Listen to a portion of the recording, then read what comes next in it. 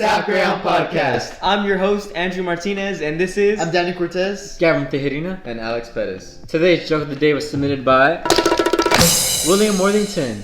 Where do cucumbers go to hang out? Where? The salad bar. Got your own joke? Scan the QR code for a chance to get featured on our next podcast. So what are we going to talk about today, Andrew? Today we'll be discussing social media trends and their impacts on teen culture. What exactly is teen culture? Well, teen culture is how teenagers express who they are and how they fit in with their friends. Can you give me an example? Like, you know, the fashion trends, how teenagers often change their style and appearance just to fit in. Yeah, I think another example is like the gym aspect and how someone can set very high standards and change their body in a harmful way just to feel included. So what do y'all think about social media? Does it have a good or a bad influence on teen culture? Well, I personally think that social media has a great impact on teen culture. Like one, they can find new hobbies, they can express themselves, and they can also grow their own education. I believe it has a negative impact on teen culture because it puts many people at harm through online challenges such as the Tide Pod Challenge on TikTok.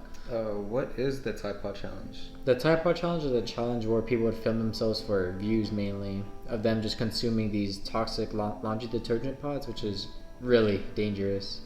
Yeah, I agree with you. There are a lot of bad outcomes of social media. For example, there's misinformation, there's cyberbullying, privacy concerns, and even mental health issues that may come from not getting enough sleep at night. Yeah, I agree with you. Definitely some definitely negative outcomes of social media, but in my opinion, I think they're more positive outcomes. Just as like promoting fitness for those who like lack motivation, or even like TikTok dances to help teens express themselves in a new way.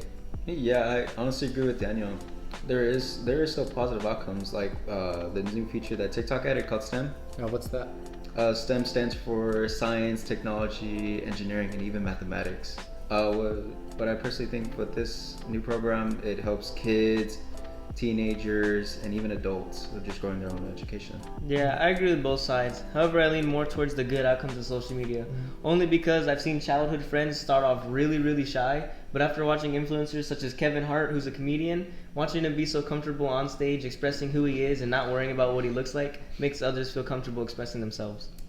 Yeah, that's true. Influencers do help the younger generation. For example, Destroying is a sports YouTuber, mainly a football YouTuber who attends high school football games. He hosts football camps for teens, and he offers exposure to those who can't necessarily afford it. And with that exposure, it gives the teens a chance to play at the next level. Yeah, this is pretty cool. But isn't it crazy how you get famous overnight?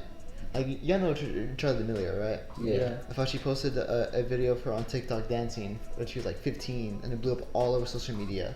And it kept her like the most followed on TikTok for like 2 years straight. Yeah, ever since her TikTok videos, her dancing career took off. And now she's on Dancing with the Stars, fulfilling her dream. That alone builds culture through the followers who look up to her and are inspired to dance just like her. Isn't that the TV show? Yeah. Oh, okay. So, like, what are influencers that affect teen culture, and like on what platform? Some influencers that come to mind for me are Mr. Beast, Jake Paul, Taylor Swift, and Sadie Robertson. Though all of them are extremely different, they all affect teen culture in their own way, and they're mostly all on Twitch, TikTok, YouTube, and even Spotify. Yeah. At the end of the day, there's no true answer to whether social media has a good or bad influence on teen culture. It is all opinion based. Well, that seems like all the time we got for today's episode. Tune in next week where we'll be talking about how the COVID-19 lockdown is affecting the current and recent graduating classes. Thank you for tuning in to the Top Greyhound Podcast. See you next time.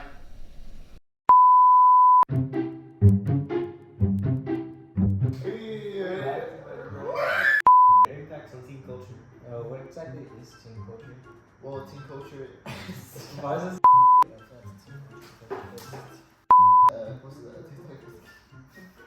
Okay, I clicked record.